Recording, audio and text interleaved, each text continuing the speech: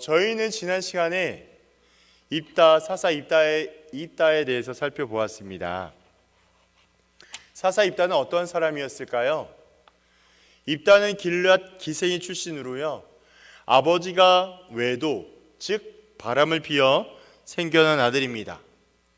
그러다 보니까 자연스럽게 가족에게 버림을 받고요, 또한 자신 있는 곳에서 추방을 당하여 돕다이라는 곳에서 살아야 하는 나그네와 같은 삶을 입다가 살게 되었습니다.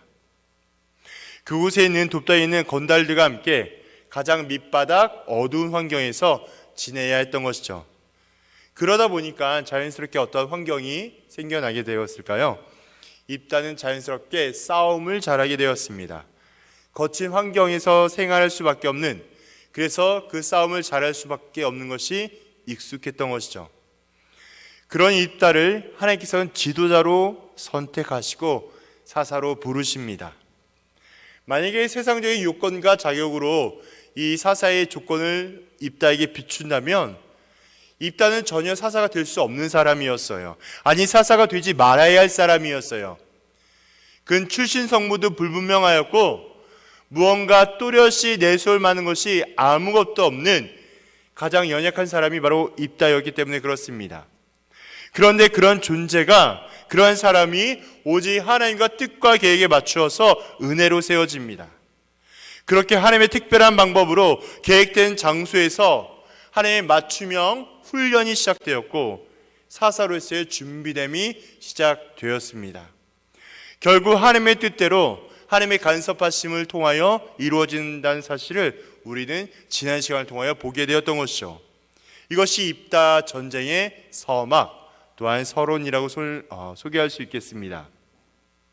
이제 오늘 우리가 읽은 긴 본문은요, 입다가 전쟁가에 본격적으로 돌입했다는 것을 알 수 있게 합니다. 그래서 오늘 본문을 통해서 입다 전쟁의 세 가지 특징이 있는데요, 첫 번째 특징은 입다는 본격적인 전쟁에 앞서서 사신을 먼저 보내게 됩니다. 대부분의 사사들은요, 이방의 민족들과 전쟁을 하게 될 때에 바로 전면전으로 전쟁을 시작하지만 오늘 입다의 전쟁을 보게 되면 사사의 먼저 전쟁을 나가기 앞서 신하를 먼저 보내는 것을 알게 합니다. 11장 12절이 거기에 해당되고 있는 말씀인데요, 입다가 암몬 자손의 왕에게 사자들을 보내 이르되, 여기에 나와 있는 말씀처럼 신하와 사신을 보낸 입다를 보게 됩니다. 그렇게 사신을 보내는 거예요. 요즘 말로 바꾸면 뭘까요? 우리 땅에 당신이 왜 쳐들어오는 거냐, 왜 기어 들어오는 거냐라고 하는 것이죠. 마치 일본이 독도를 자기네 땅이라고 우기는 것처럼, 마치 사사 입다가 이방한 암몬을 꾸짖는 형태로 사신을 통하여 이야기를 전달하는 것을 볼 수 있습니다. 자신감이 차 있는, 기선을 제압하는 효과를 기대하며 전하고 있는 입다와 그의 사신의 입장을 보게 하는 것이죠. 우리가 영적인 전쟁을 할 때 꼭 기억할 것이 있는데요, 우리가 영적인 전쟁을 하게 될 때 사단이 우리에게 행동하는 전략이 있습니다. 어떠한 전략이 있을까요? 그것은 우리의 문제를 커 보이게 만드는 것, 도저히 내 힘으로 만들 수 없게 하고 포기하게 만드는 것, 이렇게 반복되는 고통으로 살아가게 되면 당연히 자신감을 잃어버리고 포기와 그의 자리의 모습으로 가게 만드는 것을 우리는 기억해야 할 것입니다. 그래서 자신감이 점점 더 사라지고요, 내 마음의 상황과 어려움이 더욱더 커지게 될 때에 나도 모르게 위축되는 현상을 보게 합니다. 사단이 우리에게 교묘하게 심리적으로 공격하는 것을 우리는 말씀을 통하여 다시 한번 비춰볼 수 있다는 거예요. 하나님의 일은 내가 하는 것, 우리가 하는 것이 아니에요. 다시 한번 말씀을 드린다면, 이렇게 하나님께서 하나하나 계획하여 주시고 하나님의 일을 한다는 것은 우리 혹은 내가 하는 것이 아닙니다.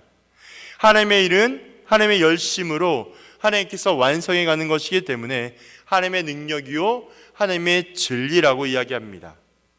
그래서 하나님 앞에서 능치 못함이 없습니다. 하나님 앞에서는 불가능이 없다라는 이야기를 하고 있는 것이죠. 하지만 사단은 계속하여 공격하고 있죠. 네가 실패할걸? 손해가 클 거야. 지금이라도 포기해. 그게 최선일걸?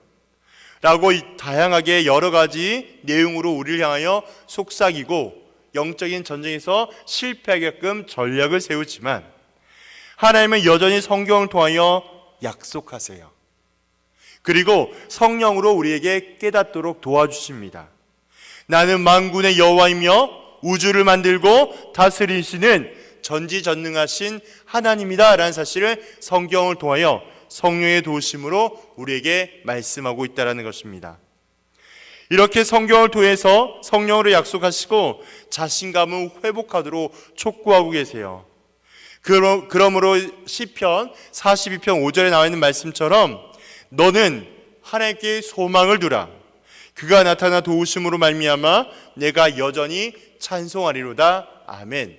나와 있는 말씀처럼 우리에게 약속하고 위로하고 계십니다. 때로는 사역을 하다가 보면요, 예기치 못하게 만나는 어려움들을 직면하게 됩니다. 내용에 따라서, 상황에 따라서, 대상에 따라서 다양한 방법과 때에 따라서 어려움을 직면하게 돼요. 그럴 때면 무능한 제 자신을 한탄하거나 하나님을 원망하는 경우가 굉장히 많이 있습니다. 말로 다 표현할 수 없는 이러한 절망감 때문에 사로잡혀서 모든 것들을 포기하고 싶을 것만 같은 그러한 달콤한 유혹이 저에게도 종종 찾아옵니다.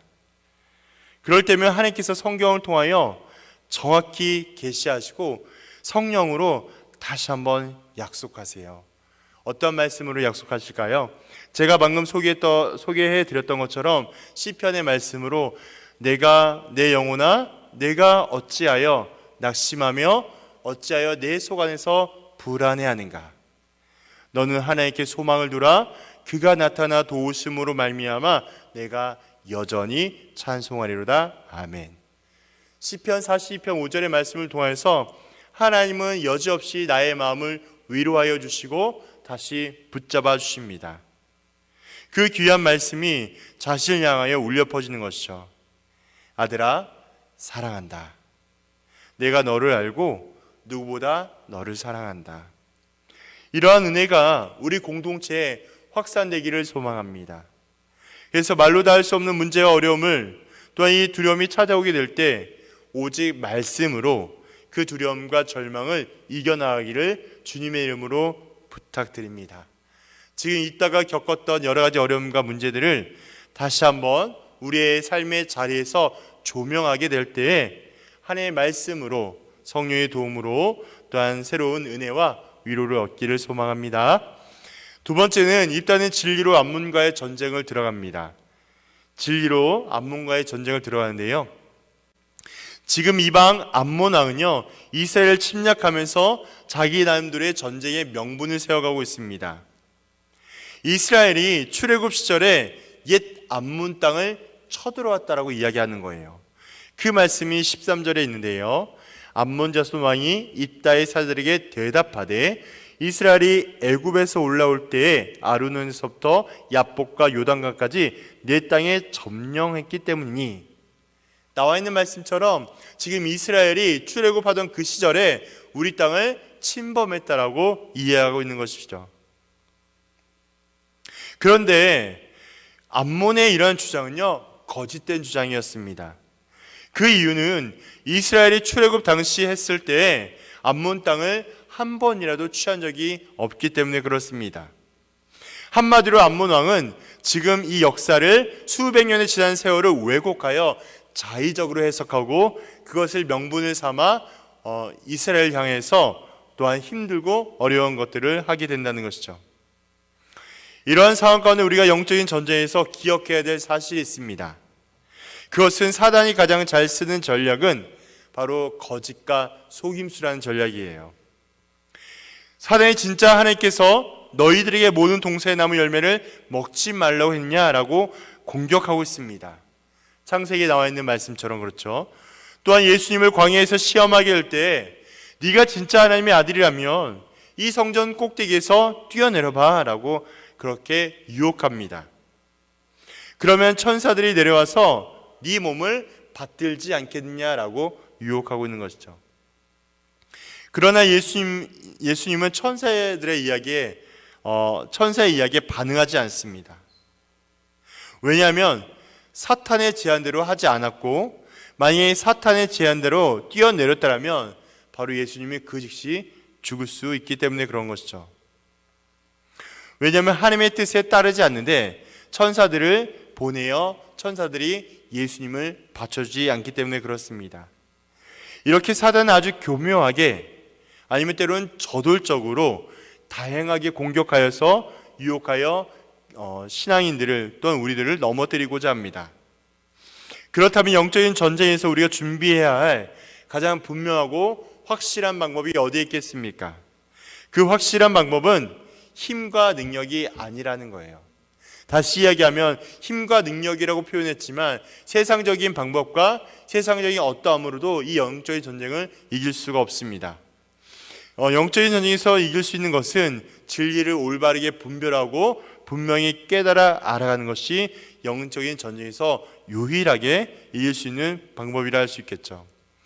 이러한 점에서 우리는 말씀을 가까이 하고 말씀을 연구하며 말씀을 기억하는 것을 굉장히 중요하게 여겨야 합니다. 오늘날 많은 청년들이 하나님의 은혜를 간구합니다. 그리고 초자연적인 이적과 표적을 기대하기도 하죠. 맞습니다. 이러한 은혜와 표적을 구하는 거 굉장히 중요합니다. 우리 신앙에서 적절히 필요하다고 저도 동의합니다. 그런데 중요한 사실은 영적인 전쟁에서 필요한 것은 성령의 능력뿐만이 아니라, 즉 초자연적인 표적과 이적뿐만이 아니라 진리를 분별할 수 있는 힘, 오직 말씀이 함께해야 한다는 것을 기억해야 합니다. 진리를 올바르게 분별하고 그것을 다룰 수 있는 구체적인 힘과 지혜가 필요하다는 것이에요. 그렇게 통해서 하나님의 말씀을 통하여 영적인 전쟁에서 이길 수 있는 능력을 길러가는 것입니다. 그래서 오직 말씀을 통하여 유혹과 또한 시험에 온다 할지라도 말씀을 통해 이길 수 있는 우리 모두가 되기를 소망합니다. 세 번째는요, 입다의 전쟁은 적절한 타이밍이었다는 것입니다. 입다의 전쟁은 적절한 타이밍이었다는 거예요. 사사기 11장 29절에 보면 이런 말씀이 있습니다. 제가 읽어드릴게요. 이에 여호와의 영이 입다에게 임하시니. 나와 있는 말씀처럼 여호와의 영이 입다에게 임했다라는 것, 그 시기, 그 타이밍이 너무나 중요하다는 것입니다. 입다는 언제 암몬과의 전쟁에서 시작하며 출정했을까요? 그럼 방금 우리가 읽었던 것처럼 여호와의 영이 임한 후에 출정했다는 것을 우리는 알 수 있습니다. 이것이 무엇을 의미할까요? 입다는 큰 일을 치르게 될 때, 즉 자신 앞에 전쟁에 돌입하게 될 때 자신의 마음과 생각과 계획과 경험에 비춰진 것이 아니라 성령의 인도하심에 따라 전쟁을 수행하고 시작했다는 것을 분명히 알 수 있게 합니다. 이렇듯 하나님의 일을 행하게 될 때, 이렇듯 무엇인가 중요한 결정을 하게 될 때 내 뜻, 방식, 경험, 판단이 아니라 하나님의 뜻과 때를 따라 행동하는 것이 너무너무 중요합니다. 사도행전 1장 8절에 보면 우리가 너무나 잘 알고 있는 말씀이 있죠. 지상태 명령인 하나님의 말씀이 실려져 있습니다. 예수님께서 사도들에게 선교 명령을 내리며 함께 내린 지침이 그 말씀에 담겨져 있죠. 그것은 성령을 받기 전에는 땅끝까지 가라고 말씀하지 아니하세요. 그 말씀에 보면 성령을 받은 후에 열방을 향하여 사역자와 헌신자로 나서게 될 것을 우리 주님께서 말씀하고 계시기 때문에 그렇습니다. 하나님께서 일을 하실 때, 일하고 머무실 때 머무는 바로 하나님의 때를 따라, 하나님의 인도하심을 따라 수행하는 것, 그것이 영적인 전쟁에 승리하는 비결이라 할 수 있는 것이죠. 하나님의 은혜와 성령의 인도하심이 우리의 모든 적절한 타이밍과 승리를 안겨다 주는 가장 중요한 요소라고 할 수 있겠습니다. 그 다음에 이어지는 30절부터 31절에 조금 난해한 내용이 등장해요. 이제까지는 이제 전쟁에 대하여서 내용이 흘러가고 있지만 갑자기 입다의 서원이 툭 하고 등장하게 됩니다. 이어진 내용은 독특한 서원인데요. 이런 내용이죠. 주님, 제가 전쟁에서 승리를 하고 집에 돌아가게 될 때 저를 반기는 사람이 그게 누구인지 하나님께 바치겠습니다. 이런 약간 뚱딴지 같은 입다의 서원이 등장합니다. 입다는 왜 이런 이해가 되지 않는 서원을 하나님께 드리고 있는 것일까요? 무엇 때문에? 입다의 서원 자체 그 의도는 너무나 좋은 것 같습니다. 그런데 그 서원의 가운데 하나님의 일에 인간적인 욕심이 들어왔기 때문에 그렇습니다. 이런 부분이 또 우리의 상황과 조금 비슷한데요. 종종 우리는 은혜를 받았다고 자부하면서요, 곧바로 봉사와 헌신의 자리로 나아가는 경향들이 있습니다. 그런데 하나님은 분명한 사인과 인도하심이 아닌 빗나간 열심으로 하나님께서 원치 않는 헌신을 하면 안 된다는 사실을 관과하는 경우도 있어요. 자칫 모든 봉사와 수고와 헌신이 하나님께 영광이 아니라 자신의 인정과 드러남과 욕구로 변질될 수 있기 때문에 그렇습니다. 결국 이러한 경우는 공동체 안에 많은 이들을 어렵게 만들고 상처를 내며 온갖 부정적인 결과를 초래할 수 있다는 것을 잊지 말아야 합니다. 입다의 이런 서원, 오늘의 이런 모습, 또 어떠한 결과를 초래하고 있습니까? 입다의 이러한 서원을 통해서 그의 가족에게 평생 지울 수 없는 상처를 안겨다 주었습니다. 곧 자신의 외동딸이 죽게 되죠. 다시 상상해 본다면 입다가 전쟁에서 승리하여 돌아갔을 때 누가 먼저 가장 나오게 될까요? 아무래도 그의 가족들이 전쟁의 승리를 기뻐하며 제일 먼저 맞이했을 것입니다. 그런데 입다는 섣부른 서원을 통해서 하나밖에 없는 소중한 딸을 죽음으로 내몰아가는 가장 비극적인 결말을 맞이하게 됩니다. 조금만 더 신중하게 고민하고 행동했더라면 피할 수 있었던 그 비극을 직면해야만 했습니다. 우리 이러한 성경의 내용을 통해서 자칫 오해해서 서원 그 자체를 부정하거나 또한 이렇게 판단해버리면 안 되는 것이죠. 섣부른 서원이 얼마나 위험하고 하나님 앞에 모든 일을 결정하고 선택할 때 얼마나 신중한 자세를 기울여야 하는지를 교훈하며 행여라도 하나님 앞에 잘못된 서원을 했다라면 회개함으로 다시 바르게 잡을 수 있는 것을 권면하고 있음을 잊지 말아야 하겠습니다. 그렇다면 하나님은 어떠한 분일까요? 하나님은 인격적인 분이세요. 하나님은 속통과 상식이 있는 분이십니다. 만약에 내가 잘못된 상황 가운데 내가 주님 앞에 잘못된 서원을 했다면 하나님께 그 상황에 대하여 다시 말씀을 드리고 올바르게 고치며 나아가 잡아주실 분이 우리 하나님이세요. 그러므로 이 말씀을 가지고 내가 잘못된 기도나 혹은 다른 내용으로 서원을 올렸을 때 이 내용처럼 나도 뭔가 큰 손해와 피해를 보는 것은 아닌가 라고 걱정할 것이 아니라 하나님, 제가 이러한 부분으로 이렇게 기도하였고 이런 부분들이 있는데 저의 약함과 부족함을 용서해 주시고 하나님께서 원하시고 기뻐하시는 모습과 자리에 갈 수 있도록 나를 긍휼히 여겨 주시옵소서. 이렇게 회개함과 기도함을 통하여 하나님의 온전하신 은혜와 능력을 경험하기를 소망합니다. 이제 이러한 입다를 통해서 우리가 기억할 것 간단하게 세 가지로 좀 요약해 보도록 하겠습니다. 첫 번째는 학벌이나 경력과 상관없는 우리를 선택하여 사용하시는 하나님께 감사드리며 즐거운 마음으로 헌신하는 계기가 우리 가운데 있기를 소망합니다. 끊임없이 말씀을 드리지만 하나님의 일을 감당하며 하나님께 택하심을 받는다는 것은 세상적인 환경과 요소가 아니라 하나님 바라보시기에 합당한 자가 선택받는다는 사실을 우린 기억해야 합니다. 두 번째, 우리 삶이 거칠고 어려울지라도, 즉 남들이 보이기에 너무나 부족하고 연약할지라도 하나님의 고난의 훈련을 통하여 우리 자신을 변화시켜줄 것을 기대하며 오늘의 나에게 주어진 어려움을 넉넉히 이겨나가야 합니다. 그래서 그 문제가요, 내에게는 문제 자체가 되는 것이 아니라 이 문제와 어려움이 다시 한번 하나님의 은혜의 특별한 시간이 되는 줄로 믿고 고백하기를 소망합니다.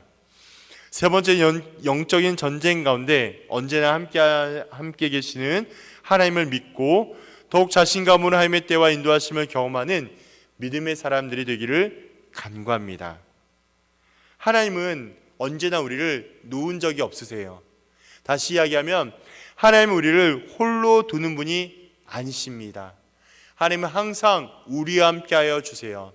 우리가 어려운 일을 만나고 우리가 때로는 홀로 슬피 울고 있을 때도 하나님은 여전히 신실하게 우리와 함께하여 주십니다.